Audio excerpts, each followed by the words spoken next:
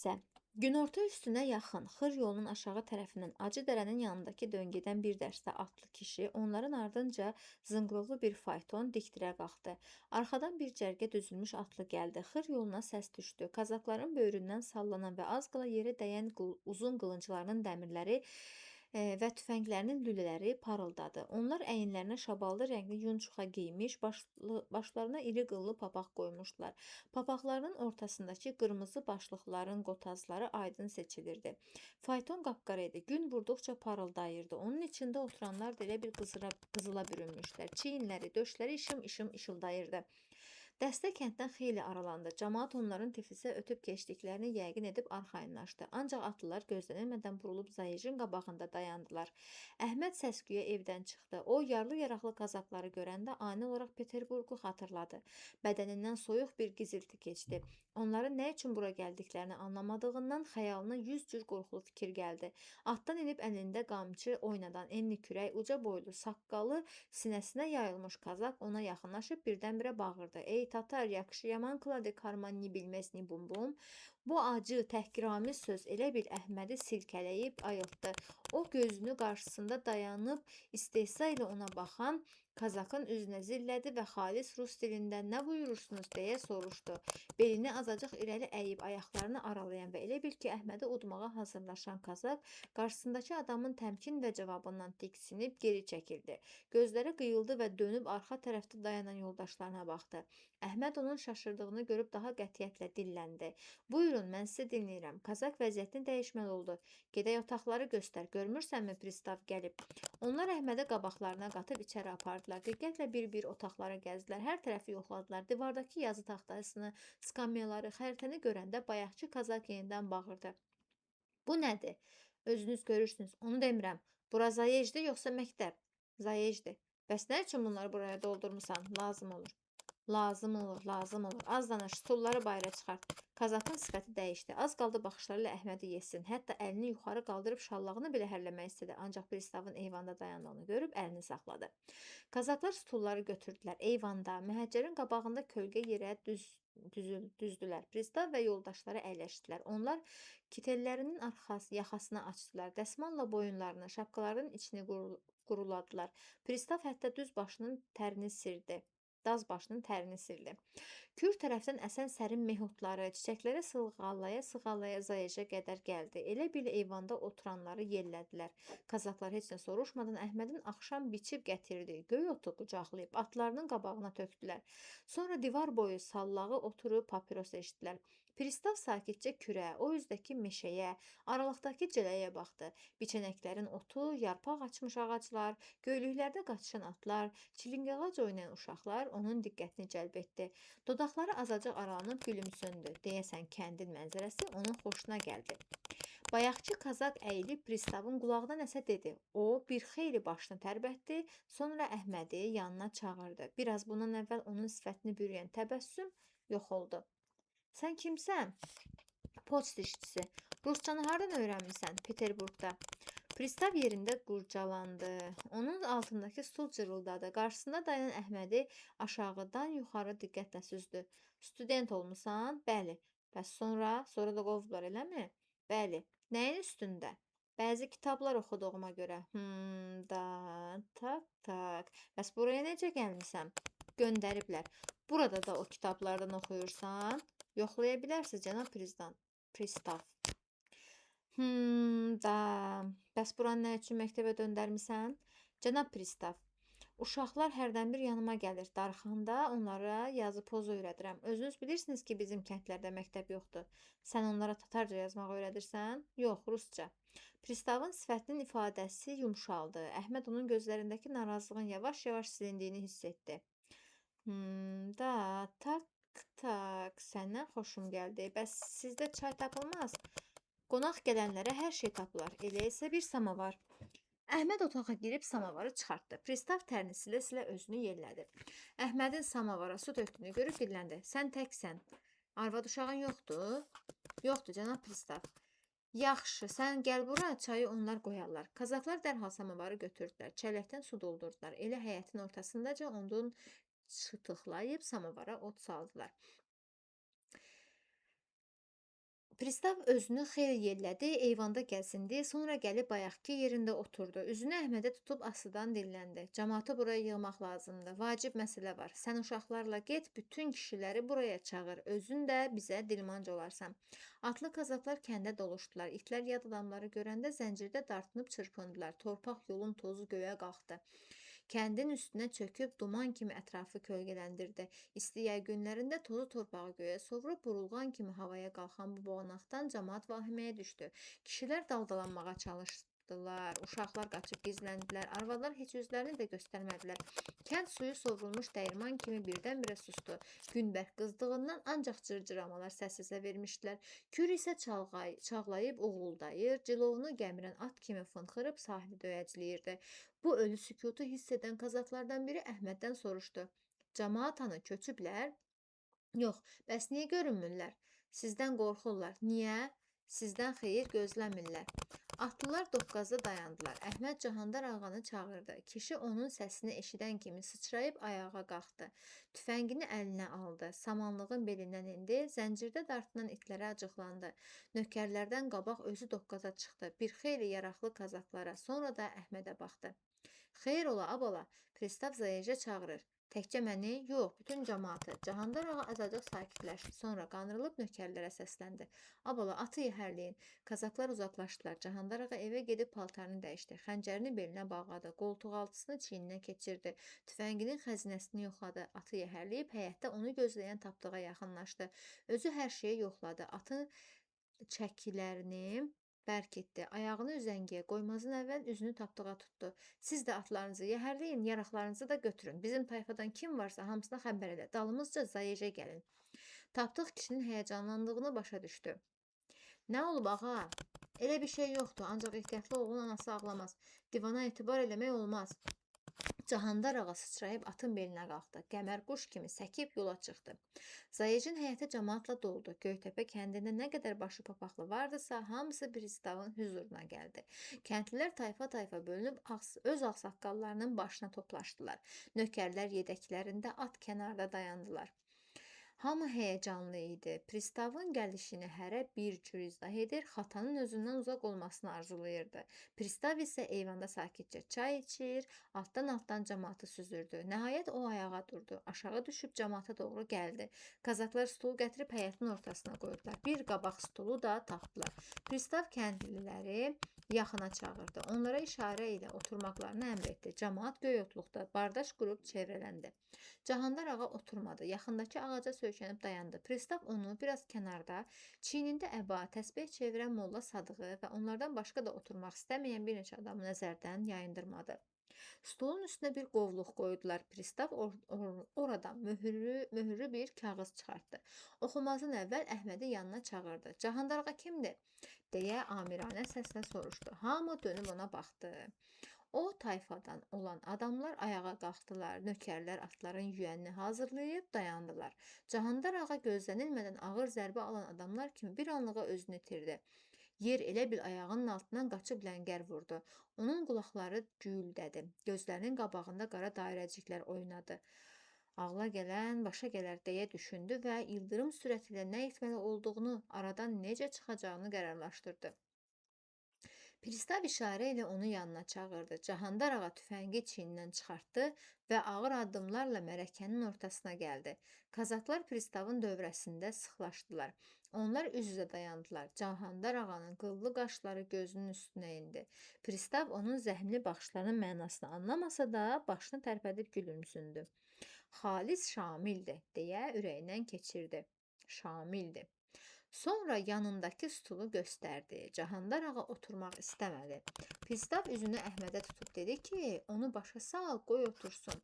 Cahandar ağa Əhmədin izahından sonra stulu kənara çəkib əyləşdi. Biraz sakitləşsə də səksəkəli qaldı. Gümüş qutusunu çıxardı, papiros içdi. Pristavın səsi yenidən eşidildi. Molla Sadıq kimdir? Mənəm. Gəl bura. Molla Sadıq əbasını düzəltdi. Təsbehini çevirə-çevirə o biri tərəfdən Pristava yaxınlaşdı. Cahandar ağa ilə yanaşı düşmək istəmədi. Pristav ona da yer göstərdi. Sonra üzünü Cahandar ağanın hələ də ayaq üstündə dayanan qohumlarına tutdu. Siz niyə qalxmısınız? Oturun. Əhməd onun dediklərini tərcümə etdi. Cahandar ağa baxışları ilə onlara icazə verdi. Pristav kəndin bütün ağsaqqallarını çağırdıqdan sonra əlindəki kağızı yerə qoydu, ətrafında oturanlara baxdı. O, yerli qayda qanunları öyrənməyə çalışan məmurlardan idi. Bilirdi ki, hər xalqın zəif və qüvvətli cəhəti var. Bunları öyrənir və yeri gələndə onlardan bacarıqla istifadə etməyə çalışırdı. O başa düşmüşdü ki, kəndlərdə hələ tayfa və nəsillər var. Onların ağsaqqalı nə desə, ona tabe olurlar. Bir də bu tayfaların özlərinin arasında da ziddiyyətlər var. Yeri gələndə bunlardan da istifadə etməyi pristav nəzərdən qaçırmamağın faydalı olduğunu yəqinləşdirmişdi. İndi Göytəpəyə gəlməsindən əvvəl pristav bu kəndin varlı və nüfuzlu adamlarını müəyyənləşdirmişdi. Onun məqsədi həmin adamları ələ almaq və nə iş görsə onların yardımından istifadə etmək idi. O, fikrində yanılmadığını, elə siyahını götürüb Cahandar ağanın adını oxuyanda cəmaatın bir hissəsinin təlaşla ayağa qalxdığını görən kimi anladı. O, həm də bu yolla kənddə kimin güclü, kimin zəif olduğunu müəyyənləşdirdi. Pristav çox yaxşı bilirdi ki, bu adamlarla hələ çox görüşəcəkdi. Pristav ayağa durdu, bir xeyli sükutla dayanıb onun nə deyəcəyini gözləyən Göytəpəliləri nəzərdən keçirdi. Camaat, köyün onun üzündəki meşə bundan sonra padşahın ov yeri olacaq. Oraya yaxın getmək, qoruğa girmək qadağandır. Sizi xəbərdar edirəm. Kim qanunu pozsa, icazəsiz o tərəflərə hərlənsə, meşədə ov eləsə cəzalanacaq. Ələ keçəni birbaş Sibirə göndərəcəyim. Qoruğun keşikçilərinin sözünə baxmayınlar, yerindəcə güllələnəcək. Pristav sustu. Sözünün cəmaata necə təsir etdiyini yoxlamaq məqsədi ilə adamları bir-bir gözaltı süzdü. O gördü ki, hamı təəccüb içindədir. Ağsaqqallar fikirli-fikirli başlarını aşağı salmışdılar. Cahandar ağa isə papirosunu tüstülədirdi. Molla Sadıq isə təsbeh çevirməyə ara vermirdi. Elə bir cəmaatın üstünə su ələnmişdi. Əhməd pristavın dediklərini tərcümə etdikdən sonra Molla Sadıq adəti üzrə əbasını çiynində düzəltdi. Quran oxuyacaqmış kimi bir-iki dəfə öskürüb boğazını arıtladı. Cənab pristav, o yerlər dədə-babadan bizim kəndin olub. Malımız, binələrimiz ora ilə dolanıb. İndi cəmaat neynəsin? Pristav molladan bu cavabı gözləmirdi. Ona görə biraz duruxdu. Doğru sözə cavab tapa bilmədiyindən azca səsini ucaltdı. İndiyəcən nə olubsa onunla işim yoxdur. Bugündən sonra qoruq tərəfə heç kim ayaq basmamalıdır. Belə çıxır ki, biz sizə borcluyuq, deyə Cahandar ağa sakitcə sözə başladı. Sizin dediyinizi necə başa düşək, cənab pristav? Yersiz gəldi, yerli qaç. Cahandar ağa, mən sizi ağıllı adam hesab eləyirdim. Bu nə sözdür danışırsan? Bu mənim yox, qubernatorun əmridir. Mən buraya sizdən icazə almağa gəlməmişəm. Və onda bizi buraya nəyə çağırıbsan? Nəyə yığıbsan? Əgər siz dinc dayansaydınız, mən də buraya gələrdim. Mən nə buraya gələrdim, nə də sizi çağırardım. Biz nə eləmişik? Bu saat bilərsiniz. Pristav üzünü cəmaata tutdu və səsini ucaltdı. Sizin kənddən seminariyada oxuyan varmı? Cəmaat dinmədi. Hamı bir-birinin üzünə baxdı. Göytəpəlilər başa düşürdülər ki, pristav Əşrəfi axtarır. Bəlkə də bu qədər atlı kazak töküb gəlib ki, ona aparsın. Heç kəs Cahandar ağanı istəyən də, istəməyən də buna razı olmazdı. Cahandar ağa pristavın nəyə işarə etdiyini və söhbətin haraya gətirib çıxaracağını anladı. O hələ Kürün sahilində kazaklarla toqquşanda bilmişdi ki, bu məsələ belə qalmayacaq. Cahandar ağa heç nə sezdirmədən gözaltı öz adamlarına lap kənara dayanan Şamxala Əşrəfə baxdı. Tapdığın həyəcanla ətrafa boylandığını gördü. O başa düşdü ki, Göytəpəllərin heç biri onu ələ verməyəcək. Heç kəs Əşrəfin adını çəkməyəcək. Kişi daha da ürəkləndi. Pristav sualını təkrar etməli oldu. Yenə soruşuram, sizin kənddən seminariyada oxuyan varmı? Var. Kimdir? Mənim oğlum.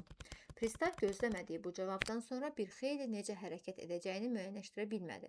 Cahandar ağa gözünü silib, onun sonra nə edəcəyini, nə deyəcəyini gözlədi. Pristav bunu duydu. Həm təəccüb, həm də qəzəb dolu səslə dilləndi. Onun nə iş tutduğunu bilirsənmi? Yox. Meşədə kazakların yolunu kəsib. Bəlkə kazaklar onun yolunu kəsib. Kazaklar quldur deyil. Mənim oğlum da quldur deyil. Pristav elə bilirdi ki, Cahandar ağa oğlunun taksirkar olduğunu boynuna alacaq, bəlkə də xahiş edəcəkdi ki, onun günahından keçsin. Ancaq Cahandar ağa pristavın gözlədiyinin əksinə az qalırdı ki, onun özünü günahlandırsın. Pristav səsini biraz alçatdı və sınayıcı nəzərlərlə Cahandar ağanın üzünə baxdı. Demək, onda taksir yoxdur, olsa özün tənbih edərdim. İndiyə qədər yalnız deyilənləri tərcümə edən və söhbətə qarışmayan Əhməd dözə bilmədi. Cənab pristav, torpaq kəndlinin çörəyidir. Bunu onun əlindən almaq böyük cinayətdir. Həmin meşə Kür ətrafındakı kəndlilərindir və onlar həmin meşə ilə dolanırlar. Sən bu işlərə qarışma. Axı mümkün deyil. Siz biçənəklərə keşikçi qoyubsunuz. Yolları kəsibsiniz ki, buradan gəlib getməyin. Bəs cəmaat nə eləsin? Göylə uçsun? Pristavın əlləri xəfifcə əsdi. Boynundakı damarlar şişdi. Onun səsində qəzəbdən çox istehza duyuldu. Təklifin nədir, cənab Peterburq studenti? Bəs sizin təklifiniz nədir, cənab pristav? Mənim təklifim aydındır. Bugündən sonra heç kəs o tərəflərə ayaq basmayacaq. Bu mümkün deyil. Necə? Hökumətlə eləyəcəksiniz? Könlünüzə Sibir düşüb? İstəyirsiniz ki, balalarınız yetim qalsın? Hələ qorxu lazım deyil, cənab pristav. Ayda ildə canişinin kefi durub bir dəfə ova çıxacaq deyin, cəmaatın yerini əlindən almazlar. Bu ədalətsizlikdir. Əgər padşah bunu bilsə, sizi cəzalandırar. Pristav Göytəpəyə yola düşəndə elə zənn etmişdi ki, cəmaatın üstünə təpinən kimi hamı qorxub geri çəkiləcək, kazakları meşədə ağaca sarıyan adamları dərhal tapıb tutacaq, kazakların qabağına qatıb həbsxanaya göndərəcəkdi. Amma indi gözləmədiyi bu vəziyyətdən çaşıb qalmışdı. Cənab student, bəlkə padşahı çağıraq gəlib sizdən icazə istəsin. Nə olar? Öz təbələrinin qeydinə qalmaq padşahın borcudur. Kəs səsini. Pristavın elə bir beyninə qan vurdu. Gözləri az qaldı hədəqəsindən çıxsın. Bu saat qollarını bağlatdırıb sallam atın qabağına. Əhmədin dodağı azacıq qaçdı. Gözlərində qəzəb qarışıq bir istehza dolaşdı. Özünü ələ aldı və səsinin titrəməsini büruzə vermədi. Məni hədələməyin, cənab pristav. Belə şeyləri çox görmüşəm. Yox, az görmüsən. Vaxtında sənin başına ağıl qoysaydılar, indi belə danışmazdın. Əhməd gərgin döyüşdən çıxmış adam kimi dərindən nəfəs alıb gülümsündü. Düz iş görmürsünüz, cənab pristav. Adam gəmidə oturub gəmiçi ilə dava eləməz. Pristav başa düşdü ki, bu kənddə Əhmədlə belə açıq danışmaq onun xeyrinə olmayacaq. Cəmaatın gözü qabağında məğlub olub geri çəkilməsi isə mümkün deyildi. Göytəpəlilərin ağsaqqalları Əhmədin cəsarətinə təəccüb edirdilər. Cəmaat indiyə qədər Əhmədə yazıq, qərib, öz başına dolandıran bir adam kimi baxırdı. İndi isə o birdən-birə Göytəpəlilərin gözündə böyüyürdü. Elə bil pristav da bunları başa düşürdü. Nə demək istəyirsən? Bizi incitməyin. Pristav sustu. Əhmədi sakit baxışlarla gözaltı süzdü. Əslində o elə kəndə gəlib, Əhmədlə söhbət elədiyi ilk anda ondan şübhələnmiş və qərar almışdı ki, şəhərə qayıdan kimi onun adını şübhəli adamlar siyahısına yazsın. Ayrıca bir qovluq düzəltsin və Əhmədin üzərinə nəzarətçi qoysun.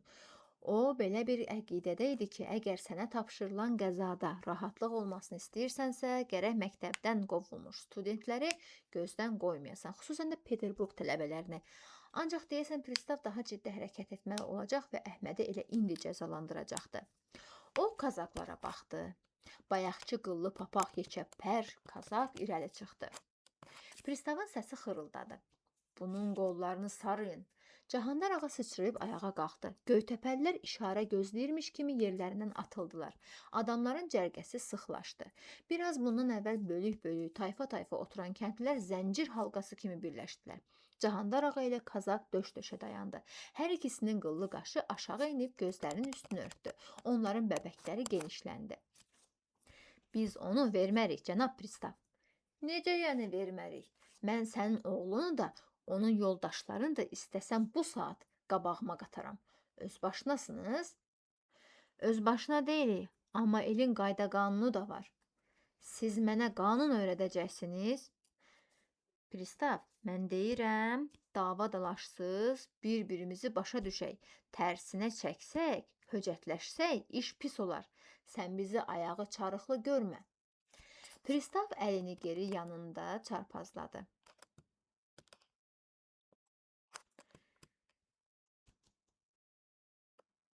Pəncəsi üstə qalxıb bir-iki dəfə yerində silkələndi.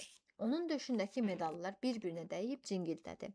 Pagonun zərb aftalı qotazları parıldadı. İndi nə deyək? Nə edək deyirsən, Cahandar ağa? İstəsəniz məsləhətləşib dil taparıq. Yaxşı, geri durun. Kazaklar geri çəkildilər.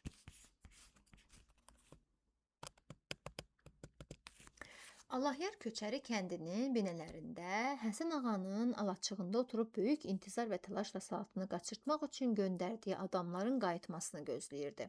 Onun fikri dağınıq idi. Düz bir həftə idi ki, nə gözünə yuxu gedir, nə də boğazından bir tikə çörək keçirdi. Allahyar nəhayət əlinə fürsət düşdüyünə və düşmənindən intiqam alacağına sevinirdi. Tez-tez ürəyində Cahandar ağanı yamanlayırdı. Adamın anasını belə ağladarlar. Sən mənim arvadımı apardın, mən də əvəzində sənin doğma qızını gətirib rüsva eləyəcəyəm. Əslində saatını götürüb qaçmağı onun ağlına Molla Sadıq salmışdı. 10 gün bundan əvvəl Allahyara sifariş yollamışdı ki, başını orada islat, burada qırxdır. Allahyar bu xəbəri eşidən kimi atını minib birbaş yaylağa gəlmişdi. Onlar dağ kəndlərinin birində görüşmüşdülər. Molla Sadıq binələrdə kişilərin az olduğunu, hamının arana, biçinə getdiyini ona xəbər vermişdi. Cahandar ağa yox idi. Belə fürsət ələ düşməzdi. Allahyar mollanın məsləhəti ilə 10 nəfər adam tapıb, danışmış, onları qızın dalınca göndərmişdi. Özü isə Həsən ağanın yanına gəlmişdi. Onun məqsədi bir neçə günlük buralarda daldalanmaq idi. O çox gözəl bilirdi ki, qızı axtaracaqlar. Əgər salatını öz kəndlərinə aparsa, dərhal ələ keçərdi. Burada ağla gəlməz yerdə isə bir neçə gün qala bilərdi. Ona elə bu da bəs idi. Allahyarın məqsədi salatını özünə arvad eləmək deyildi. O istəyirdi ki, Cahandar ağa onun arvadı ilə kef çəkdiyi kimi, bu da bir həftə, 10 gün salatını kef çəksin, sonra isə qızı üzü qara halda geri qaytarsın. Bəlkə də başına daha betər pisliklər gətirsin. Allahyarın çayı çoxdan soyumuşdu. Həsən ağa sakitcə onu süzür, ara bir də dodaqaltı gülürdü. O özü də belə hal keçirmişdi. Arvadı Yəmən xanımı ona vermək istəməyəndə götürüb qaçmağa adam göndərmişdi. Əslində qız özü də qaçmağa hazırlanmışdı. Ancaq qızı gətirənə qədər Həsən ağa durub dincələ bilməmişdi. Nə olub? Nə qəm dəryasına batıbsan? Qorxuram əli boş qaydalar. Beh veribsənmi? Hərəsinə bir qızıl onluq. Onda ürəyini buz kimi sərin saxla. Ölərlər, amma puldan keçməzlər. Onların peşəsi mal oğurlayıb qız qaçırtmaqdır. Orası elədir, amma yenə ürəyim narahatdır. Narahat olma. Onlara yenə çay verdilər. Allahyar stəkanı götürüb bir-iki qurtum içdi. Elə bu vaxt səs-küy qalxdı. İtlər bərkdən hürdü. Bir dəstə atlı binəyə yaxınlaşdı. Onlar alaçığın qapısında dayandılar. Salatını yerə düşürdülər. Həsən ağanın arvadı gəlini ilə köməkləşib əli, ayağı bağlı salatını öz dəyəsinə apardı. Basqınçıların başçısı alaçığa girdi. Allahyar dərhal ayağa durdu. Gətirdinizmi? Gətirdik, amma bizə yaman baha başa gəldi. Necə? Atımızın birini vurdular, yoldaşlarımızın da ikisi yaralandı. Heç nə olmaz. Yaxşı, bizim haqqımızı ver, qaranlıqkən aradan çıxaq. Qız hanı? Xanım dəyiyi apardı. Allahyar əlini cibinə saldı. Əvvəlcə ayırıb hazırladığı pulu çıxartdı. Al, özünüz bölüşərsiniz. Bu azdır. Yaralananlar heç, gərək atın da pulunu verəsən. O mənim işim deyil. Sonra peşman olarsan. Nə demək istəyirsən? Bir sözdür deyirəm, fikirləş. Allahyar qarşısında dayanan adamın saçaqlı papağına, tüklü sifətinə baxdı. Bir xeyli tərəddüd içində dayandı. Onun fikrindən nələr keçdiyini bilmək istədi. Həsən ağa araya çökən sükutu zarafatyana tərzdə pozdu. Kişini yola sal, könlü balıq istəyən gərək suya girsin. Allahyar dinməz söyləməz əlini cibinə saldı, atın pulunu da verdi.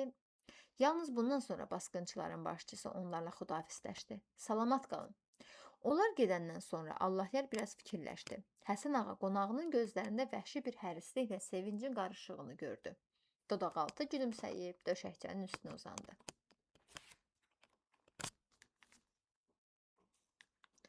Salatın xeyli özünə gələ bilmədi. Yəmən xanım dəyənin ortasında huşsuz uzanan qıza təlaşla baxdı. Onun əlini, ayağını açdı. Ağzına tıxanmış dəsmalıq açdı. Üzünə sinəsinə su çilədi.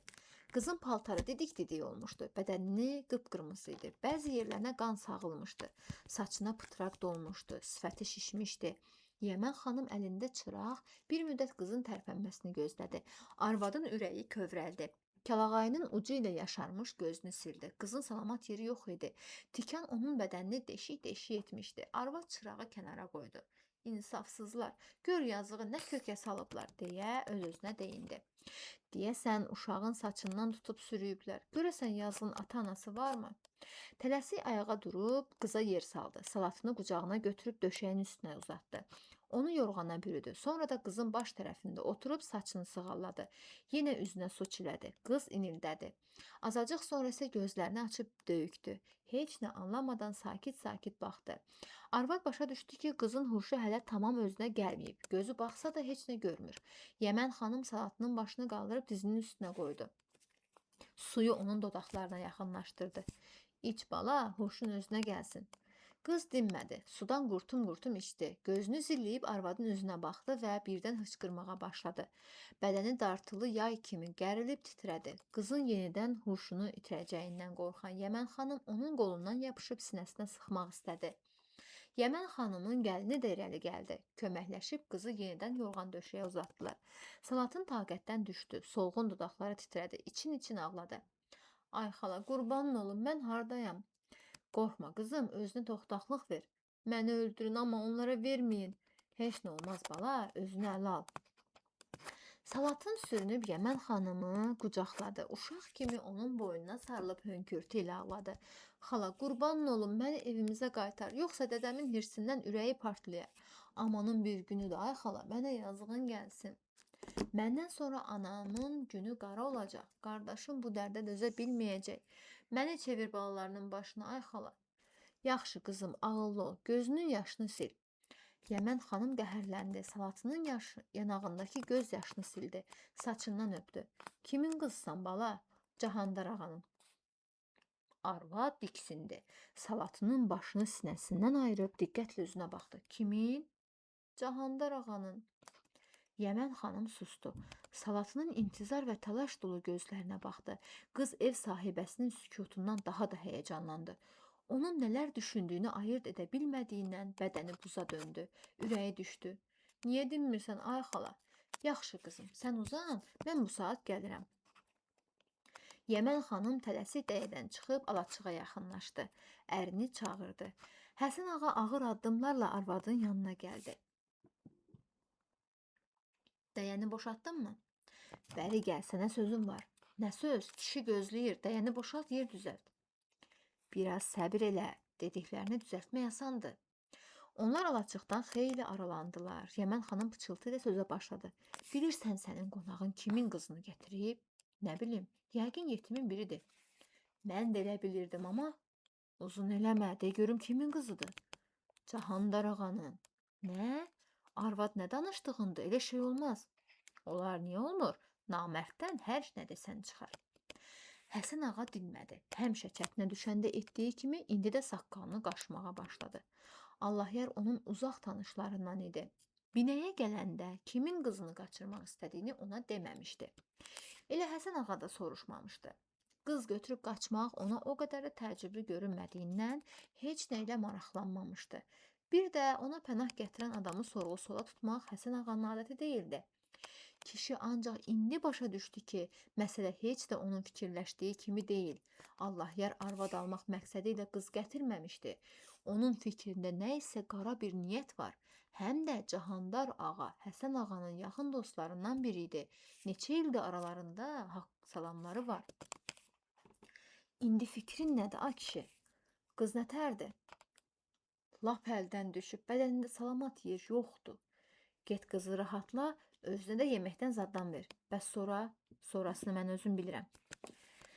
Həsən ağa dinməz söyləməz alaçığa qayıtdı. O içəri girən kimi Allahyar döşəkçənin üstündə biraz yayxandı. Həsən ağanın bu saat hər şey hazırdır, dur get deyəcəyini gözlədi. Lakin gördü ki, kişinin qaş qabağından zəhər tökülür. Allahyarın təbəssümü dodaqlarında qaldı. Qız nətərdir? Dur paltarını geyin, dinməz söyləməz çıx bayıra. Həsən ağanın xırıltılı səsi Allahyarı çaşdırdı. Sənə nə oldu? Mənim evim oğraşxana deyil, qurumsaq. Təmiz danış. Sən kimə sataşırsan? Allahyar işin nə yerdə olduğunu sezdi. O başa düşdü ki, Həsən ağa qızın kim olduğunu bilib. O da ciddiləşdi. Yavaşca ayağa durdu. Həsən ağa ilə üzbəüz dayandı. Və o mənə sataşanda yaxşıdırmı? Bura bax, sən mənim qonağımsan. Neçə gündür evimdə duz çörək kəsirsən. Ona görə də sənə bir şey eləmirəm. Əl-ayağım sənə dəyməmiş, üzü sulu ikən çıx get. Kişiliyin budur? Rədd ol. Allahyar gördü ki, məsələ ciddidir. Onunla danışmaq deyəsən fayda verməyəcək. O sərt hərəkətlə yapıncısını götürüb çiyninə atdı. Alaçığın qapısına yaxınlaşdı. Nökərlərdən biri onun atını yəhərləyib gətirmişdi. Yaxşı eləmirsən, ay Həsən ağa. Adam qonağı evindən qovmaz. Namərd adama mənim evimdə yer yoxdur. Yaxşı, qoy sən deyən olsun. Mən səni belə qorxaq bilmirdim. Cahandar ağanın adı gələn kimi özünü nə yaman itirdin? Allahyar, əcəl səni hərləməsin. Çıx, get. Yaxşı, gedirəm. Deyinən qızı gətirsinlər. Nə qız? Allahyar dabanın üstə fırlanıb fısıldadı. Həsən ağa onun nəfəsini üzündə hiss etdi. Qızı ver, yoxsa araya qan salaram. Həsən ağanın dodaqları səyirdi. Allahyarı sinəsi ilə itələyib atın böyrünə sıxışdırdı. Bu saat rədd ol buradan, yoxsa dalına bülöv çaldıraram. Allahyar tüfəngini hərləmək istədi, ancaq nökərlər onun qolunu tutub qanırdılar. Tez olun, əlini ayağını bağlayıb atın belinə sarıyın bu köpək oğlunu. Allahyar nə qədər çapaladısa da yaxasını qurtara bilmədi. Onu yerə yıxıb xəncərini, tüfəngini əlindən aldılar. Yapıncıya bürüyüb sarırdılar. Sonra da atın belini aşırdılar. Bir-iki şallaq çəkib culovu buraxdılar. Həmin xanım, Yəmən xanım səhərə qədər yatmadı. Çırağı yandırıb qızın bədəninə dolmuş tikanları çıxartdı. Onun göyərmiş yerlərinə təpitmə qoydu. Hörüyünü açıb pıtraqları təmizlədi. Gəlinin paltarlarından gətirib salatını geyindirdi. Ancaq qız sakit olmadı. Yəmən xanım ona nə qədər ürək-dirək verib, biraz yat, dincəl dedisə də mümkün olmadı. Qız bütün gecə gözünü yummadı. Yalnız səhərə yaxın dan yerinə səda düşəndə Yəmən xanımın qucağında mürgülədi. Arvad onun başını ehmalca dizinin üstünə qoydu. Özü də elə beləcə oturduğu yerdə çimir etdi. Qəmər mənzilə çatdığını hiss edib sevindi. Sahibinin işarəsini gözləmədən çaparaq binələrə doğru endi. Cahandar ağa gözünü alaçıqdan çəkmədi. O hələ yolda ikən gözə yarı hər şeyi öyrənmək, evində nələr baş verdiyini bilmək istəyirdi. Birdən ürəyi dəhşətlə çırpındı. Kişi nə qədər çalışdısa da sinəsi dolu nəfəs ala bilmədi. Gözünü alaçığın qabağındakı yəhərli atlardan çəkmədi. Nökərlər onun qabağına yüyürdülər, üzəngini basdılar, atın yüyənini əlindən aldılar. Kişi hirsindən və yuxusuzluqdan qan çanağına dönmüş gözlərini onlara zillədi. Bu atlar kimindir? Həsən ağa bizə gəlib. Kişinin qaşları dartıldı. Ömründə ilk dəfə adəti pozub qonağına nə üçün gəldiyini soruşdu. Xeyirdirmi? Xeyir olmayanda nə var ağa? Cahandar ağa sustu. Ətrafdakıları sınayıcı nəzərlərlə bir də süzdü. Evdə nələr baş verdiyini onların sifətindən öyrənmək istədi. Həyəcanlı bir şey sezməyib azacıq sakitləşdi. Ağır addımlarla alaçığa getdi. Əşrəf dik atıldı. Oturanlar yerlərindən qalxdılar. Həsən ağa gülə-gülə Cahandar ağa ilə görüşdü. Arançı qardaş, xoş gördük. Oralarda nə var, nə yox? Xoş günün olsun. Nəcə bizi yada salıbsan? Binələrin yanından ötürdüm, yadıma düşdün. Onlar yanaşı oturdular. Cahandar ağa gözaltı Həsən ağanı süzdü. Əşrəfin üzünə baxdı. Sakitlik idi. Kişi süfrəyə nəzər saldı. Ortada bir şey yox idi. Oğlunu məzəmmətlə süzüb başını buladı. Abala, niyə durubsunuz? Onun nə demək istədiyini başa düşdülər. Dərhal alaçığın qabağında ocaq qaladılar. Heyvan kəsdilər. Azacıq sonra kabab ətrafa yayıldı. Həsən ağa ertəsi günü evinə getdi. Cahandar ağa qonağını yola saldıqdan sonra mələyi yanına çağırdı. Arvad qorxu içində onun qarşısında dayandı. Cahandar ağa baxışlarını onun sifətində, sinəsində gəzdirdi. Mələyin boyun damarlarının necə vurduğu, qulağındakı sırğaların necə titrədiyi aydın görünürdü.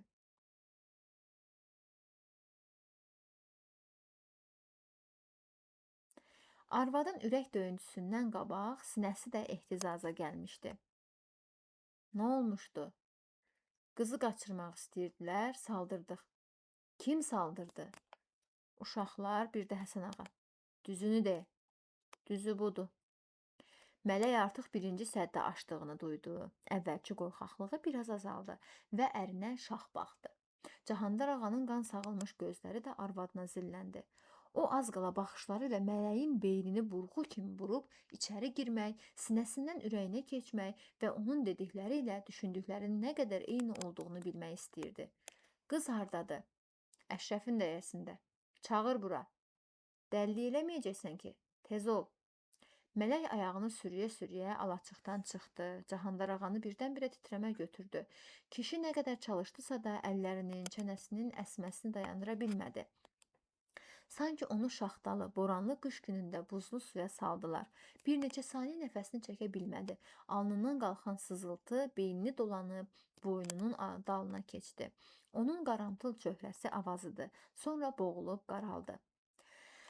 Salatın səssizcə kölgə kimi gəlib içəri keçdi. Atasının önündə dayandı. Kəlağayısını irəli çəkdi. Başını köksünə endirib susdu. Kişi gözünü qızına zilləsə də onun sifətini aydın seçə bilmədi. Ona elə gəldi ki, günəş qaralıb, ətrafı zülmət bürüyüb. Keçənin deşiklərindən, çətənin arasından içəri işıq süzülüb düşmüşdü.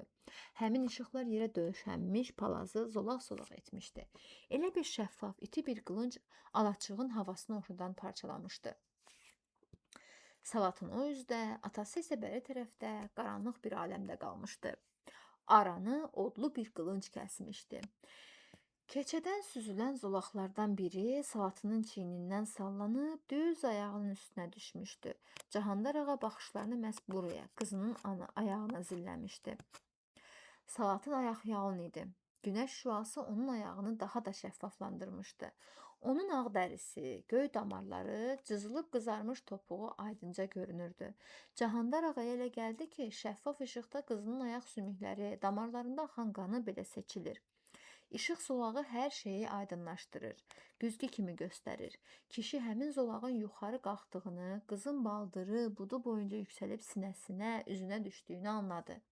Baxışlarını həmin zolaq boyu yuxarı qaldırmaq, salatını izləmək, onun bütün əzalarını işıqdan keçirmək və nəhayət gözlərinin içinə baxmaq istədi.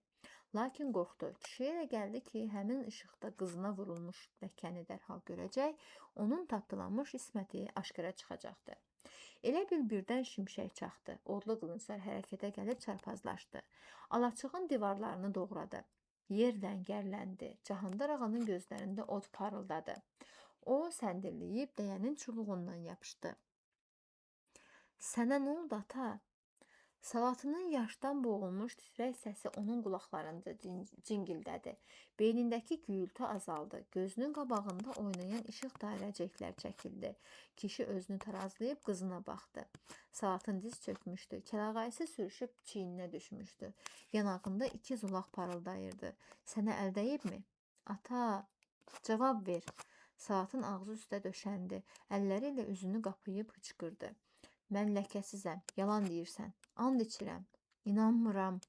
Salatın başını qaldırıb atasının üzünə baxdı. Onun gözü dibindən quruyan bulaq kimi şəffaflığını itirdi.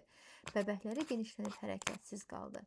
Cahandar ağa qızının titrəyən sinəsinə baxdı. Yavaş-yavaş xəncəri sıyırdı. Elə bu vaxt qulağına səs gəldi. Qurban olmay qardaş, nə yaman insafsızsanmış. Sənə demədimmi salatın gül parçası kimi tərtəmizdir? Ondan nə istəyirsən? Yoxsa onu da günahsız yerə mənim kimi bədbəxt eləmək fikrindəsən? Şahnigar onun gözü önündə dayandı. Şüşə kimi soyuq gözlərini qardaşının üzünə zilləyib, narazılıqla başını buladı. Alaçığı heybətli bir səs götürdü. Rədd olun ikiniz də, itilin gözümdən. Salatın dik atıldı, dəhşətlə atasının üzünə baxdı. Onun ayaqlarını qucaqlayıb, üzünü çəkmələrinə sürtdü. Qurbanın olum, ay dədə, sənə nə oldu? Cahandar ağa 2 gün alaçıqdan çıxmadı. Titrəmə və qızdırma içində ağzı üstə yatdı.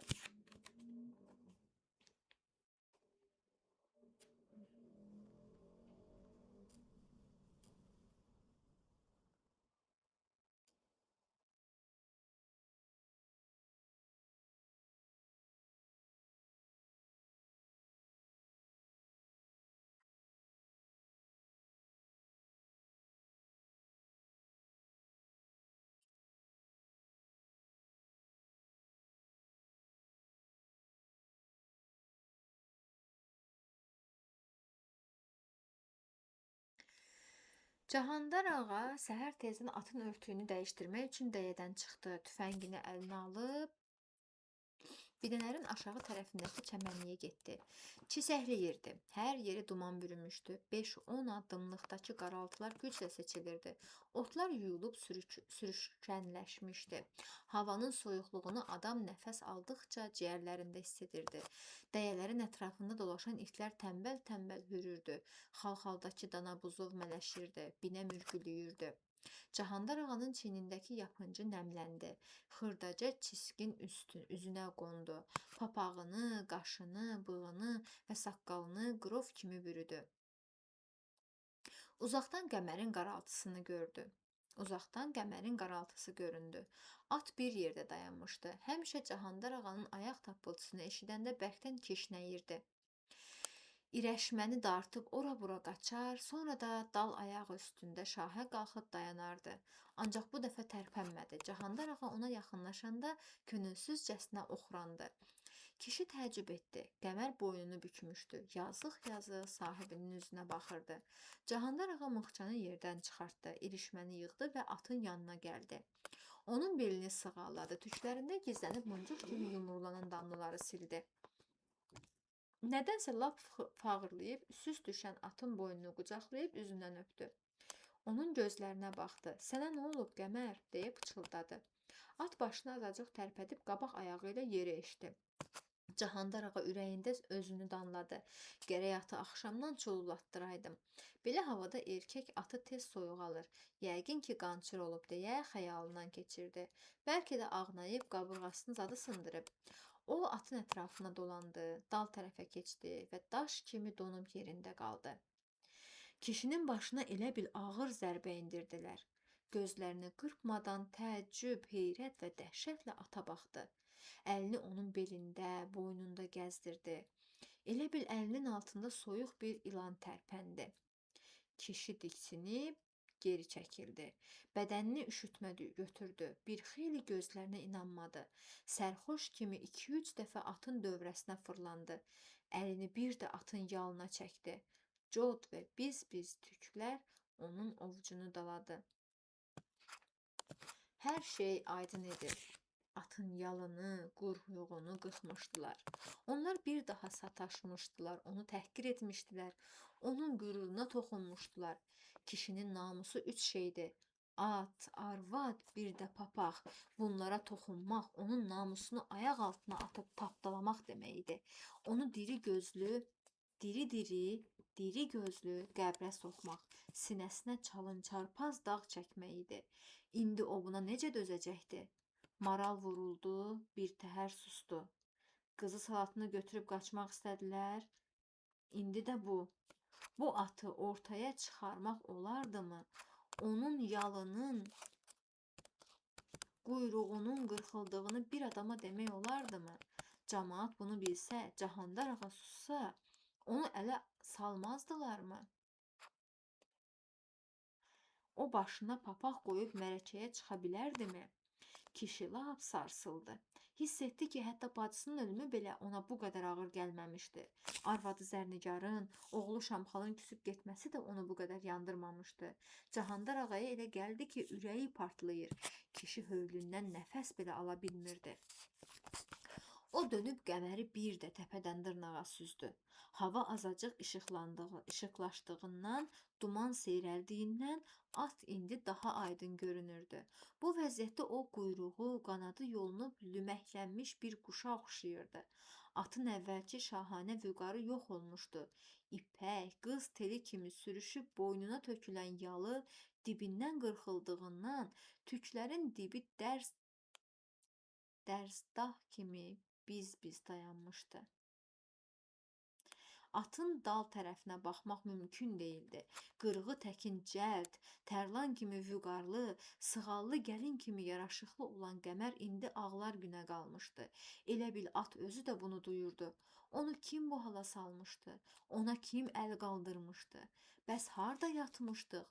Bunu niyə bilməmişik? Niyə vaxtında xəbər tutmamışıq? Cahandar ağa tüfəngini çiyninə keçirdi. İki əlli atın belindən yapışdı. Başını Qəmərin böyrünə söykədi. Sifətini yumşaq tüklərə sürtdü. O fırlandı, çevrildi, gah o üzünü, gah bu üzünü, başını atın böyrünə çırpdı. Başını gizlətmək istəyirmiş kimi atın qarnının altına əydi. Ayağının altındakı nəm torpaq eşim-eşim oldu. Göy otlar kökündən çıxıb əzildi. At isə tərpənmədi. Boynunu büküb sahibinə baxdı. Nəfəsi ilə onun sifətini isitdi. Sakitcə oxrandı. Elə bil at Cahandar ağanın ürəyindən keçənləri duyur, onun dərdinə şərik olmaq istəyirdi. Kişi bir xeyli beləcə çapaladı. Sonra əlini yaxasına apardı. Çuxanın qaytanları, düymələri qırıq-qırıq oldu. Çarpazlardan biri onun dırnağına keçdi. Sədəf dibindən düşdü. O bunu hiss etmədi. Sudan kənara atılmış balıq kimi ağzını açıb tövşüdü. Burun pərələri genişləndi, sinəsi qalxıb endi, köks qəfəsi az qaldı partlasın, qan sağılmış gözünün həlqəsi qızardı. Ona elə gəldi ki, bu saat elə buradaca ürəyi partlayacaq, atın dırnağının altına düşəcək. Bəlkə bu daha yaxşı idi, bu cür təhqirlərə dözməkdənsə ölüm münasib idi. Cahandar ağa tələsdi, lap aşağı dumanın hələ çəkilmədiyi, əksinə daha da qatılaşdığı yerə enmək qərarı aldı. O heç kəsin gözünə görünməmək, heç kəsə rast gəlməmək üçün dumanın altı ilə getməyə və binələrdən uzaqlaşmağa çalışdı. İndi o biraz toxtamışdı. Cahandar ağa dərəyə endi. Oradan da cığırla qarşıdakı qayanın üstünə qalxdı. Uçurumun kənarına qədər gəldi. Lap aşağıda çay axırdı. Köpüklü suların qıcıltısı qayalara düşüb əks-səda verirdi. Çayın o üzü də sıldırımlıq idi. Qayaların üstünü mamır basmışdı. Daşların arasından təkəmseyrək ağac çıxmışdı. Çayın vadisini uğultu bürümüşdü. Hirsli sular iri, qara, yuvarlaq daşları yumalaya-yumalaya gətirdikcə bir-birinə toxunub şaqqıldayırdı. Kişi köksünü ötürüb atının irəşməsini yerə atdı. Qutusunu çıxardıb tələsmədən fikirli-fikirli papiros içdi. Qəmər sakitləşib otlamağa başladı. Cahandar ağa tüfəngini dizinin üstünə qoyub donmuşdu. Tüstü duman içində ata baxdı. İndi mən nə edim Qəmər? Axı sən mənim sirdaşım, dar günümdə harayçım idin. Sən məni çox dardan çıxartmısan. Sən mənim ürəyimdən keçənləri balaca bir işarədən başa düşürdün. Sən quşdan ayıq və ehtiyatlı bir atsan. Qəmər, çox qaranlıq gecələrdə məndən qabaq yolda təhlükə olduğunu sən başa düşübsən. Qulağını yapıqdırıb sakitcə dayanmısan və məni başa salmısan ki, irəli getmək olmaz. Məndən qabaq özün yolu dəyişmisən, Qəmər. Bir toyda, bir nişanda geri qalmamısan. Hələ indiyəcən cıldırlarda səni keçən olmayıb. Məni utandırmamısan. Başımı uca eləmisən. Neçə dəfə mən sənin yalına yatıb gözlərinə qurban Qəmər, əlac sənə qalıb demişəm. Sən quş kimi qanad açıb məni güllənin altından çıxartmısan. Mən səni özümə qardaş, sirdaş bilirdim. Qəmər, sən kişnəyəndə ürəyim dağa dönürdü. Şahə qalxıb fırlananda elə bilirdim yeri göyü mənə bağışlayırlar. Qəmər, indi mən nə edim? Sənin rüsvayçılığına necə dözüm? Kişi papirosunu dalbadal sümürdü. Acgözlüklə tüstüsünü ciyərlərinə çəkdi. Kötüyü atıb ayağa durdu. Ata yaxınlaşdı. Onun yalını, belini sığalladı. Cibindən iri bir dəsmal çıxardıb Qəmərin bədənini sildi. Hər yerini tərtəmiz quruladı. Qulağının dibini qaşıdı. Atın başını sinəsinə sıxdı. At bu nəvazişi hiss etdi. Sahibinin qucağında xumarlandı. Cahandar ağanın gözü Qəmərin gözlərinə sataşdı. Bu iri gözlərdə olduqca mülayim və mehriban bir baxış var idi. Elə bil bu dilsiz heyvan lal baxışları ilə onu sakitləşdirmək istəyirdi. Sahibinə demək istəyirdi ki, mən də ləkəli, gözü kölgəli yaşamaq istəmirəm. Mən yaşayanda da, öləndə də mərd olmaq istəyirəm. Günəşin işığı aşağılara endi. Dərələrə çökən qatı kölgə dağların döşü ilə yuxarı qalxdı. Cahandar ağanın dayandığı yer birdən-birə günəşin nuruna qərq oldu. Otlar parıldadı, şehlər göz qamaşdırdı. Kişi atın başını yuxarı qaldırdı. Onun gözlərinə baxdı. İri, həbəşi dodaqlarını atın sifətinə yaxınlaşdırdı. Qəmərin gözlərindən öpdü, boynundakı ipi açdı, ehmalca qayanın kənarına doğru hayladı. Qəmər ayaq saxladı, ceyran kimi boynunu dik tutub boylandı. Onun gözü elə bir yaşardı, burun pərələri genişləndi. Cahandar ağa çaxmağı hərləyib tüfəngi üzünə qaldırdı. Qəmərin alnındakı qaşqanı nişan aldı. Onun yaşla dolmuş və torlanmış gözü atı güclə seçdi. Tətiyi çəkdi. Qəmər dal ayağı üstünə şahə qalxdı. Bir xeyli beləcə dayandı. Cahandar ağaya elə gəldi ki, at yerindən tərpənməyəcək. Elə beləcə dal ayaqlarının üstə daşa dönüb qayanın üstündə qalacaqdır. Ancaq Qəmər birdən müvazinətini itirdi. Onun qabaq ayaqları havada oynadı.